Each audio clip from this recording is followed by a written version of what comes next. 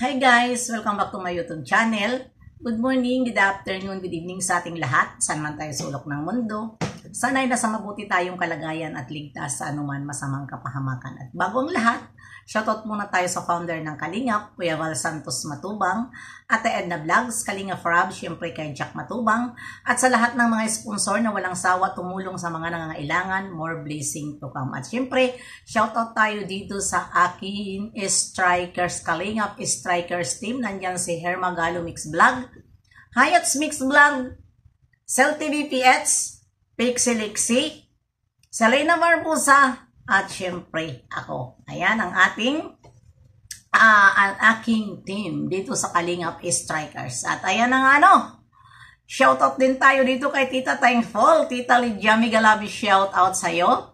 Tita Amy, Ate Christy, Megalab, shoutout sa inyong lahat. At syempre kay Bibi Biancy at Langga Richelle and Dodong Roel, mga sa kalam, mega love shout out. Ayun.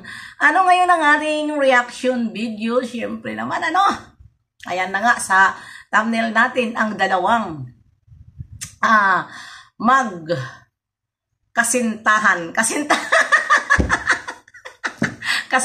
talaga, ang dalawang magkasintahan. Ayan na nga, sana naman ay, lang naman yan, kung baga ay lang tayo, nakikilig. Kaya masabi natin kasintahan. At ayun, ito pala si Javi. Grabe ito mag-secret. Nagpupunta pala ito doon sa kay Bibi Biancy sa likod ng kamera. Oy! Ano ka ba naman, Papa Eds? Mag-live ka naman. Ang hirap kay Papa Eds. Sunod lang talaga siya sa protocol. Hindi talaga manggagamit. Kaya siya pag pumupunta talaga siya kay Bibi Biancy ay talagang secret lang. Nahuhuli natin kapag itong ina niya at pinupuntahan ni Kalingap Rob, ini-interview na at ina-upload at doon nadudulas ang kanilang mga salita na ika nga ay nagpunta dito at ayan na nga, sinama ang ating Bibi Biancy at nung ibinalik ay may gamot na. Aba, iba na ito binilhan na ng gamot kasi nga ay alalang-alala dito ang ating Papa Ed sa kanyang nini na nag-iisa. Kaya ayan, ang kanyang ang upload ni Kalingap Rob ay parang, hindi lang parang, ito ay nakakakilig at nakakaawa. Dahil nga sa mga sinabi ni Bibi Biancy, patungkol nga sa kanyang bahay. At ito naman si Papa Eds ay pinapatibay niya ang loob ni Bibi Biancy na huwag mag-alala. Diba? Diyan pa lang sa sinabi ni Papa Eds, huwag mag-alala, ibig sabihin ay huwag mag-alala si Bibi Biancy dahil lahat ng bagay ay may paraan kung tutuusin, kung gawin, di ba? Kaya, ayan, at ang nakakatuwa pa dito, nung tinanong ni Kalingap Rob ang kanyang nanay ni Bibi Biancy ay butong-buto talaga siya kay Papa Eds dahil nga ay napakabait ni Papa Eds at mayroon na siyang tiwala. Isama man si Bibi Biancy ni Papa Eds ay wala sa kanya ang masamang isip, kundi ang tiwala dahil nga nakikita naman niya talaga kay Papa Eds. At totoo naman yun, di ba?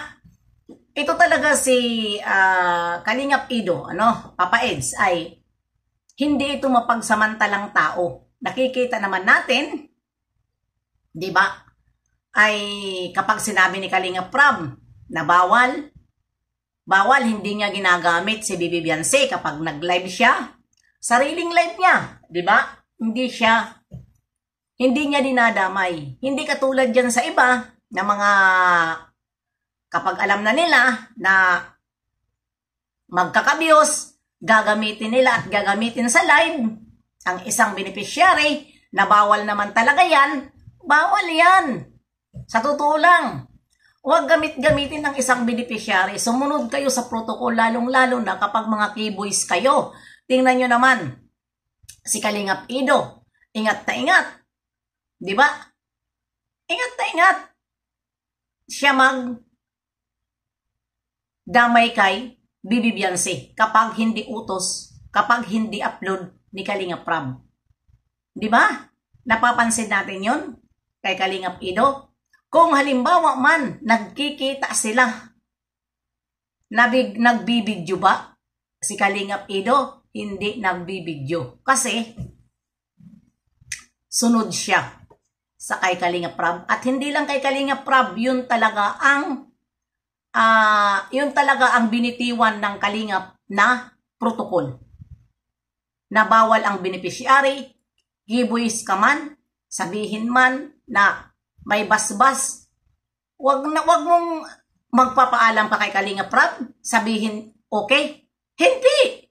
Sumunod sa protocol. Kasi kahit pumayag si Kalingap Prab sa inyo, kung hindi alam ng mga reaktor, sisitahin at sisitahin kayo. Kaya ganon, ha? Tingnan nyo si Kalingap Ido. Di ba? Walang butas sa kanya. Walang butas.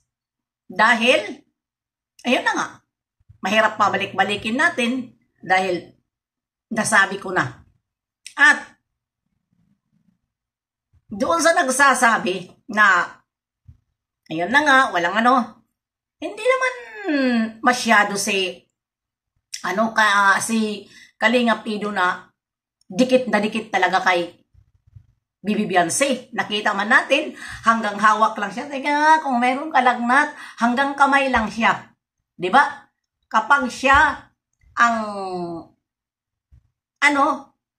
upload ni Kalingap Prab at halimbawa mayroon silang ni Bibi Beyonce, ay hanggang pakilig si Kalingap Ido sa salita. Diyan natin napapansin sa salita. Maghawak man siya, ay formal na paghawak. At ito naman ating Bibi Beyonce, siyempre, ining na ining, nini na nini, kapag hinahawakan siya, napapansin natin, ay medyo umiilag pa siya, Medyo umiilag pa siya dahil yun naman talaga tayong mga babae. Kapag, alam na, pag wala pa tayong karanasan, ay ilag na ilag tayo sa isang sa lalaki.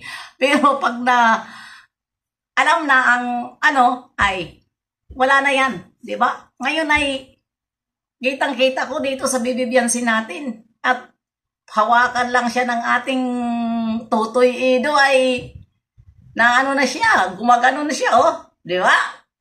Ilag na ilag pa talaga siya. Kaya ayan ang nakakatuwa sa kanila. At tuwang-tuwa talaga tayo at nakakakilig talaga ang mga reaksyon nila at ang mga kilos nila, mga kilos nila. Ayan, huwag mag-alala at may darating na surprise pala dito. Ay, huwag muna natin pangunahan. Huwag muna natin pangunahan. Kailangan talaga dito si Kalingap Prab. Doon tayo makilig sa mga surprise na darating na ito nga nag-iingay sila dahil nga yun na nga na ang akala nila ay tuloy-tuloy na ang bahay na stop pero may pala ito. Nakakatawa na lang nakakatawa na lang. Mayroon pala ito surprise na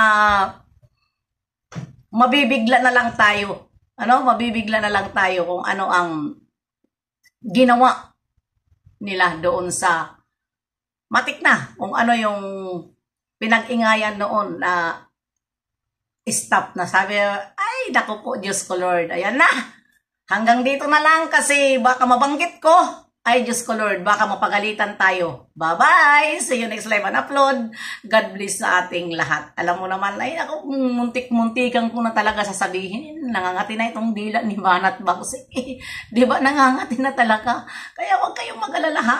Relax to control tayo mga kananay. Bye-bye!